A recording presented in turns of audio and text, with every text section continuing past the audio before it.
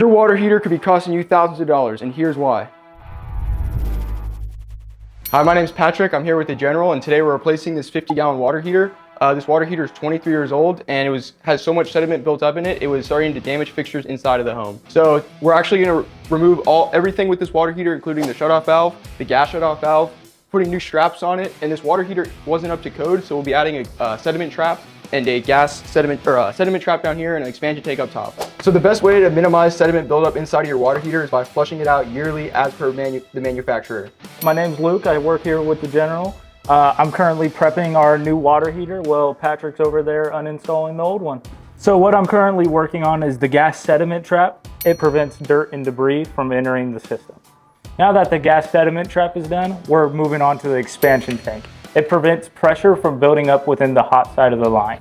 On this install, we're also swapping out the drain valve for a much higher quality hose bib unit that will allow more sediment to flush during each maintenance. So the water heater's all drained. We just put a new ball valve up there on top. So now we're ready to take this thing down and get the new one up there.